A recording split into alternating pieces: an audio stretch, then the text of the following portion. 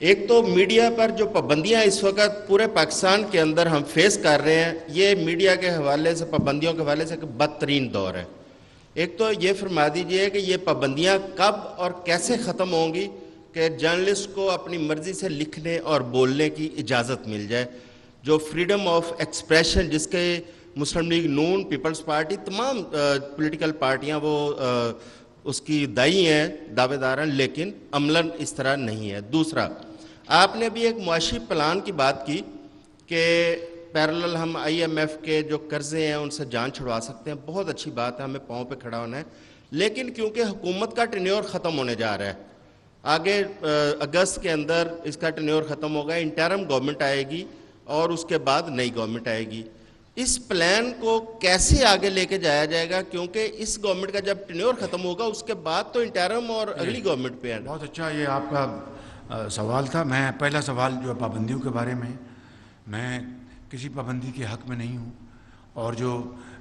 پیمرا کے قوانین ہیں، وزیر اطلاعات موجود ہیں، وہ اس کو ضرور اس کو ڈیل کریں گی۔ آپ کی اگر کوئی جائز بات ہے تو اس کو ہم بالکل سر آنکھوں پر، لیکن پھر میں ماضی میں جھانکنا نہیں چاہتا، لیکن ماضی قریب میں آپ جھانکیں تو جو کچھ ہوتا رہا وہ آپ کے سامنے ہے۔ لیکن یہ کہنے کے باوجود پھر میں کہوں گا کہ میں پابندیوں کے حق میں نہیں ہوں بالکل، اور آپ کی جائز باتوں کو ایڈریس ہونا چاہیے۔ اور جو بات آپ نے کہی کہ یہ جو میں نے اقتصادی جو پلان دیا ہے، تو یہ ہماری تو گورنمنٹ 45 دن میں بالکل آپ بالکل ٹھیک کہا آپ نے، بڑا صحیح آپ کا سوال ہے۔ دیکھیں کہ ایک ایک دن، ایک ایک لمحہ اس قوم کے لیے میں سمجھتا ہوں کہ لمحہ غنیمت جاننا چاہیے، کہ پوری کوشش کر کے آپ دیکھیں۔ یہ میری بات، میں سوال آپ کو پوائنٹ بتا رہا ہوں، 600 ارب روپے لگ بھگ، finance minister would correct me if I am wrong, جو ایس او ایز ہیں، یعنی جو اسٹیٹ اونڈ انٹرپرائزز، پی آئی اے، یہ اسٹیل مل اور اس طرح 600 ارب روپے تقریباً سال کا، اتنی اماؤنٹ تقریباً سال کا کھا جاتے ہیں، ان کو گرانٹس ملتی ہیں، ان کے لاسز ملا کے سب کچھ کیا یہ غریب اب یہ جو آئی ایم ایف کا پروگرام ہے، $3 بلین ملنا ہے، 600 ارب کا مطلب ہے روپوں میں 2 ارب ڈالر بنتے ہیں یہ۔ تو اگر اسی طرح رہا تو آپ پاؤں پر کھڑے ہونے کے لیے آپ لاکھ جتن کر لیں، کامیابی نہیں ہوگی جب تک کہ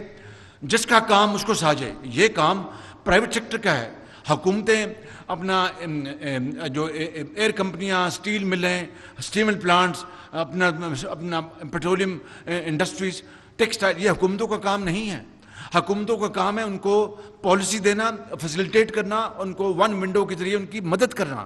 تو میں سمجھتا ہوں کہ ہمیں اب آپ دیکھیں کہ یہ ہم نے ہوٹلز کا جو ایئرپورٹس کا ہم نے کیا، وہ آپ دیکھیں کہ ہم نے پہلا جو ایئرپورٹ جو ہے اسلام آباد کا، اس کو شفاف طریقے سے پوری قانون کی پیروی کرتے ہوئے انشاءاللہ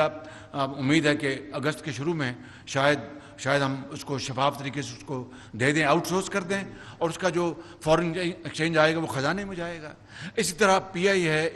لیکن یہ کام اب جو 1 سال فتنہ جو ہے اس نے اپنا وہ باز نہ آیا اس ملک میں، اور سازش اور اپنا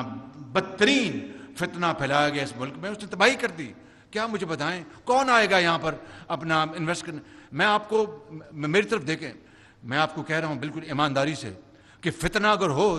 شورش ہو، سازش ہو، کوئی آ کے انویسٹ کرے گا؟ Profits and investments go where it find itself most comfortable environment.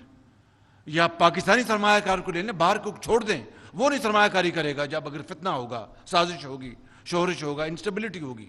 تو اس لیے میری یہ اب خدا کرے کہ الیکشن کے نتیجے میں نئی حکومت جو بھی آئے، یہ آپ کا سوال کا جواب ہے، اس کو جس کو مینڈیٹ ملے تو یہی پروگرام ہے، exports, agriculture, mines and minerals اور انفارمیشن ٹیکنالوجی، اس سے پاکستان آگے بڑھے گا۔